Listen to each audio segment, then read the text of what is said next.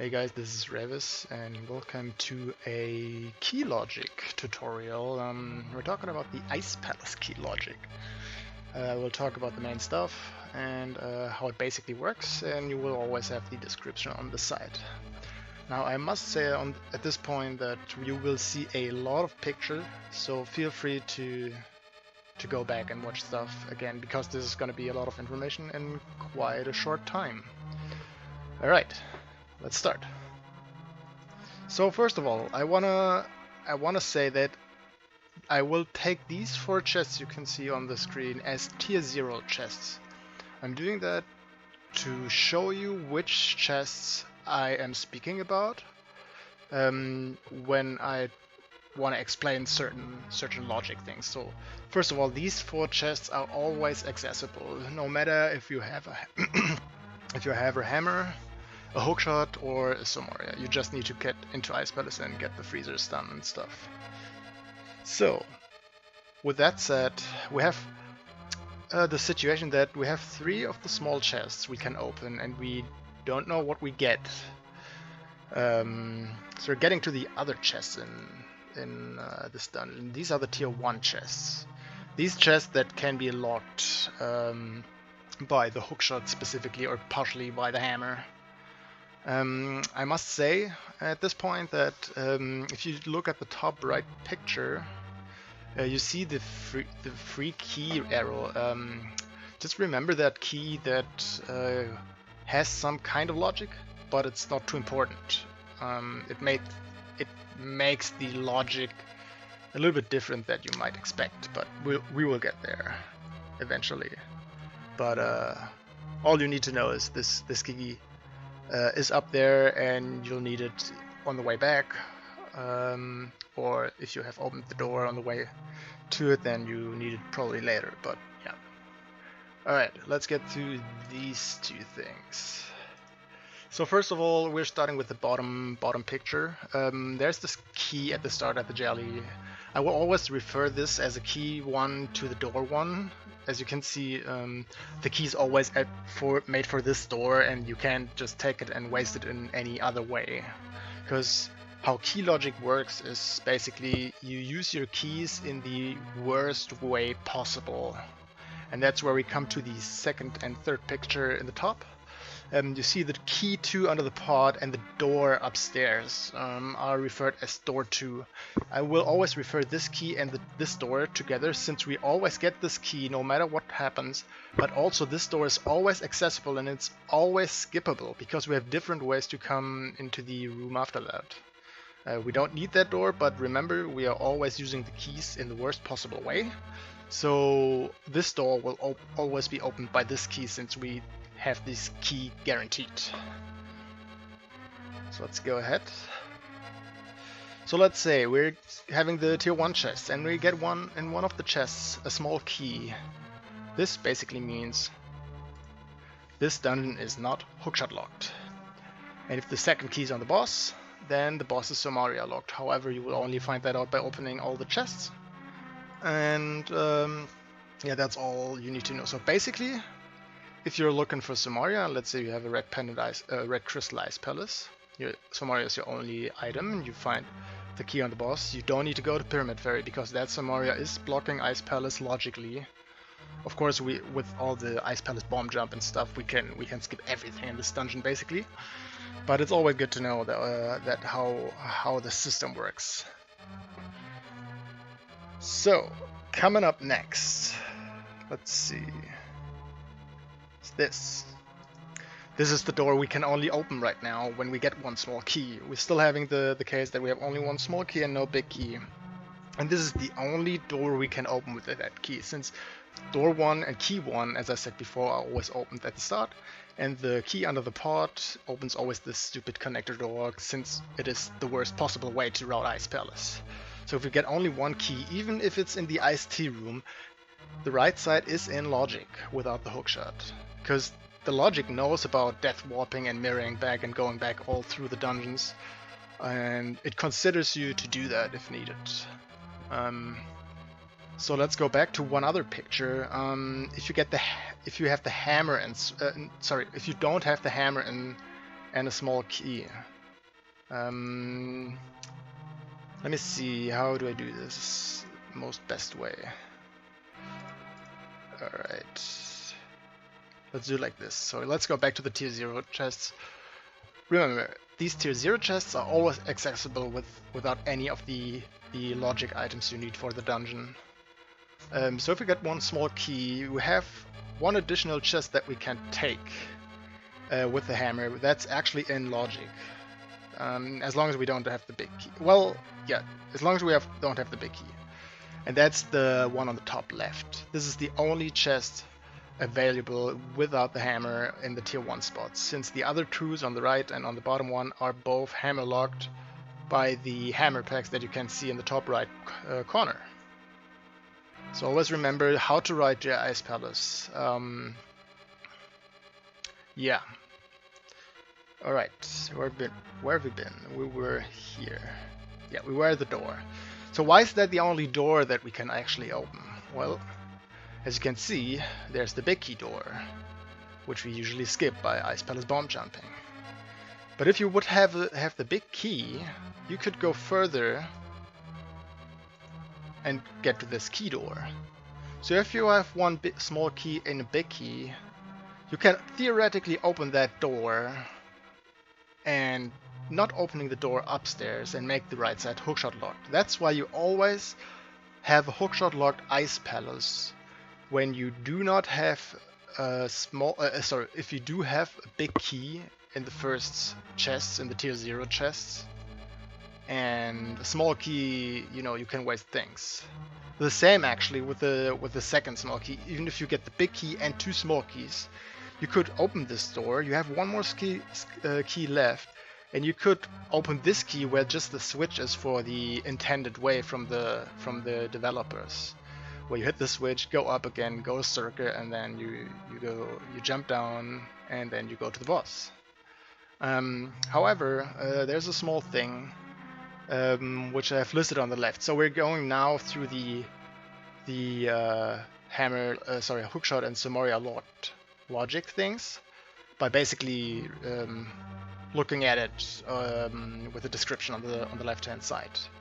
So if we have the big key in, let me just find it. This is not the picture, this is the picture. So if we have the big key in one of these locations, obviously not in the big chest. Big chest is just an additional tier 0 check if you have the big key early. The tier 1 chests, which were these, this one, are all hookshot locked. As already, and I think I said that multiple times, but I can't say it often enough. You always have a big key in the tier 0 chests. Tier 1 chests are always hookshot locked, no matter what. Doesn't matter what you do. Even if you have a second key, it's hookshot locked. Now, if you have a small key in the tier 0 chests, which I'm gonna show you once more, right there. In the tier 0 chests, one of these 3 small chests has a small key. You can access these 3 chests and see if you find a secondary key and the big key. Well, the big key will obviously be there if you didn't get it in the first 3 chests. So, let's continue. If we have a small key and a big key in the tier 0 chest, yes, as already said, and gotta say that again, tier 1 chests are all hookshot locked. However, the boss could be hookshot locked, but could be Somaria locked, so keep an eye on your inventory and your logic where you get certain items. For example, if you find the Somaria somewhere and you enter the dungeon with a Somaria that's in logic, you could theoretically open this door after the big key, remember? Go through this big key door first, enter this door, come in this room, and then you can place the Somaria block logically. Now, if you would not do all the things and still open the other door right here, I mean, even with the big key, we theoretically could do that. You will remember this one key we had. It's right about here. The one key on the top right gives you another key that allows you to go down again to the block, or where sorry, to the switch where you place the Somaria block, or push the block down. All right. If you don't have Somaria and the second key is on the boss, then you have a boss-locked Ice Palace. Basically, you can say in general, if the boss has a key, a small key, you always have the boss Somaria lock. There's no way around it. That's, by the way, why you will a lot of times find one small key for Ice Palace in Key Sanity somewhere in the overworld, and the secondary suddenly in GT, because you will probably have the Somaria somewhere. So if you're looking for Somaria in Key Sanity, because maybe you have to go somewhere, I don't know, right side GT, maybe for the GT big key or something, which would be hilarious for a Key Sanity seat. Remember, the Somaria can't be behind the Ice Palace. If you have the second key of Ice Palace in Ganon's Tower. I know that's a lot of information I just give you, but I don't want to draw it out too long, because I'm a little scared that I will talk too many things over and in the end maybe giving false information because I'm confusing myself. This is kind of confusing on its own. It's basically learn what this is, remember the things I write on the left side, get them into your head, and then read the seed when you enter Ice Palace. Like, did I get a small key, yes or no? Next chest, did I get a small key, yes or no? Did I get a big key? And then just on process of elimination, you will get to your answer how the dungeon is locked or not. That's basically how I work in my runs. Like, I watch what I get in terms of keys, and I figure out, all right, I got the big key already. I know this is hookshot locked. Now let's see how many small keys I get. Do I have Somaria? Okay, what is the possibility? Is Ice Palace actually blocking something and stuff? So it makes sense. However, you gotta get used to it and get some experience, get some feeling. I can only advise you to really, when you have a seed played out and you go modded ice, go back into that Ice Palace, open the chests you have, and open the keys, as we always say, in the worst possible way. And you will very quickly find out how this actually works out. And if you know how the logic works, that makes you way more confident in going into Ice, because you can predict things. It's the same with Misery Mire, even more in Misery Mire. It's the same with Palace of Darkness, which most people know with the 4 guaranteed small keys in the start, but this is another video probably. And yeah. So basically, just read it again. If big key in T0, tier 1 chests are hookshot locked. Also the boss is hookshot locked if there's no small key. If you have a small key and a big key in tier 0, then the tier 1 chests are hookshot locked, and the boss is hookshot and or Somaria locked. Well, and hookshot and Somaria is technically not possible, because if you have one of them, no, if you have Somaria, the boss is in logic pretty much, since you can use the cane. But yeah, just keep that in mind. It's basically with the key on the boss. One small key and no big key makes the Ice Palace completely irrelevant in terms of hookshot. But still, there could be the second small key on the boss, and that always means boss is Somaria locked.